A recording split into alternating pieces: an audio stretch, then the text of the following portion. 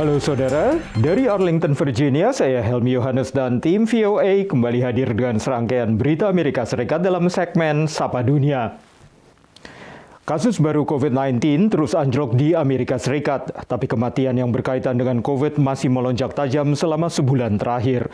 Hingga kini tercatat lebih dari 900.000 warga Amerika yang meninggal dunia akibat virus corona. Lonjakan varian Omicron terus melambat di seluruh Amerika dengan kasus baru maupun tingkat rawat inap menurun drastis. Kasus harian baru COVID di seluruh Amerika anjlok hampir 60% selama 3 pekan ini. Sementara jumlah pasien COVID yang dirawat inap turun hampir 40% dalam 16 hari terakhir. Tapi angka kematian masih meningkat.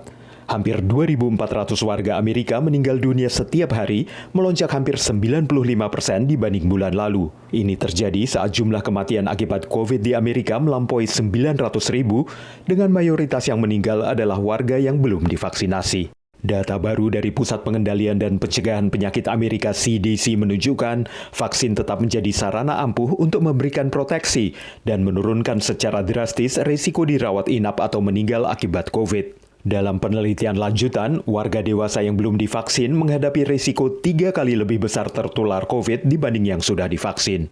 Menurut ABC News, studi baru menunjukkan selama lonjakan varian Omicron, lebih sedikit pasien yang telah divaksinasi lengkap yang meninggal saat dirawat di rumah sakit dibanding pada saat gelombang varian Delta. Saudara, perwakilan Amerika Serikat mengunjungi Lituania untuk menunjukkan dukungan di tengah ketegangan negara Balkan ini dengan Tiongkok. Ini terjadi setelah Beijing memblokir impor barang produksi Lituania karena negara ini menjalin hubungan dengan Taiwan. Ketegangan Lituania dengan Tiongkok bermula pada 2020 ketika pemerintahan baru Lituania menyatakan dukungan terhadap yang disebut sebagai pejuang pembebasan Taiwan dan mengkritisi pelanggaran HAM Tiongkok di Hong Kong dan Tibet. November tahun lalu, Taiwan meresmikan kantor perwakilan di Vilnius, ibu kota Lituania. We are aiming to the strengthening of bilateral relationship comprehensively between Taiwan and Lithuania. Lituania menyatakan pembukaan kantor perwakilan Taiwan tidak mengubah kebijakan terhadap Tiongkok.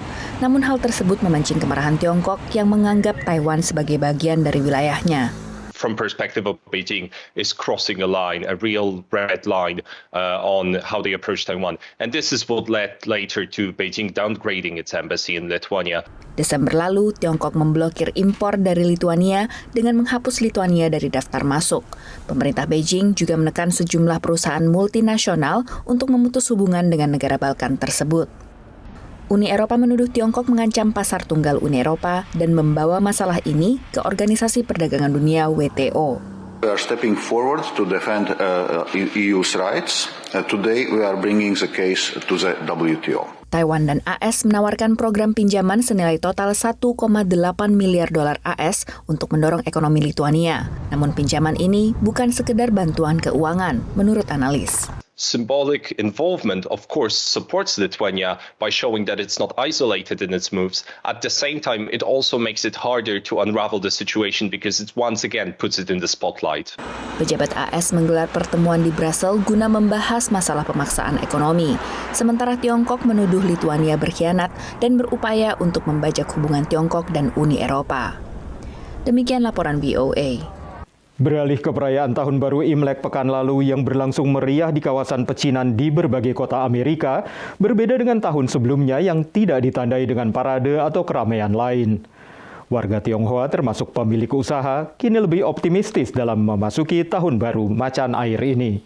Kemeriahan Tahun Baru Imlek tahun ini kembali terasa di kawasan pecinan di penjuru AS, termasuk di San Francisco, negara bagian California. It's really exciting, and it's also just really heartwarming, and it's long overdue. I think people are really just excited and can't wait for life to come back to normal. Terakhir kali ada parade atau perayaan besar Tahun Baru Imlek di sini adalah pada 2 tahun lalu. 2020 is the last year that the San Francisco have a big celebration.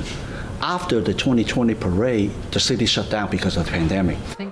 Bisnis setempat pun kini merasakan bedanya, termasuk toko Lion Trading Goods yang menjual amplop merah angpau dan berbagai kebutuhan lainnya.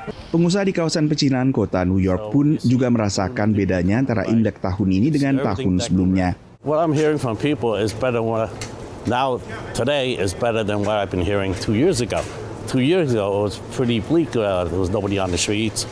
Now we see the crowds are out here. Everybody's preparing for the Lunar New Year. They're buying their traditional ingredients to make their end of the year feast.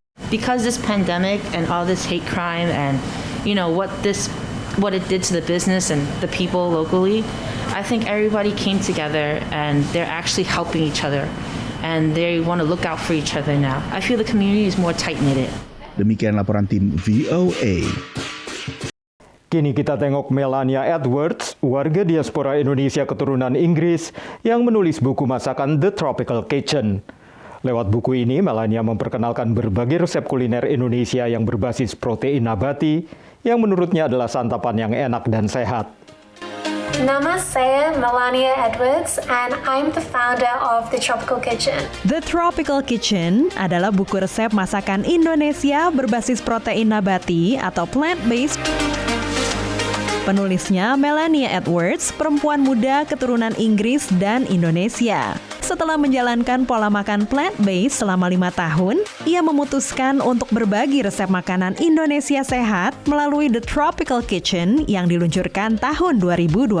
In many ways, Indonesian food is destined to be both delicious and healthy. So I'm so proud that I can elevate Indonesian cuisine to the world and share more about our culture globally. Walau tak mudah mereplikasi rasa dan tekstur daging dengan sayur dan buah-buahan tropis yang melimpah, serta bumbu dan rempah-rempah, menurut Mel banyak makanan sehat yang dapat dikreasikan. Buku ini disambut baik para peminat masakan berbasis protein nabati, juga pecinta masakan Indonesia seperti Seth Tibbet, pelopor makanan vegan di Hood River, Oregon. The Tropical Kitchen by Melania Edwards, and it is just fantastic. It has everything that you need to know about Indonesian cooking, but I particularly like the sauces, the sautés, the sambals.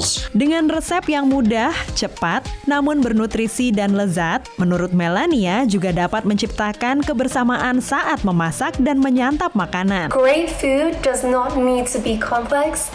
Healthy food does not need to be expensive. Healthy eating at the end of the day needs to be something that we can keep up over the long term, and it's so rewarding to see how people's health and vitality can increase as a result of trying these healthier recipes. Dari Washington DC, VOA. Saudara, kami akan kembali dengan Sapa Dunia Senin depan. Terima kasih atas perhatian Anda. Dari Arlington, Virginia, saya Helmi Yohanes dan tim VOA.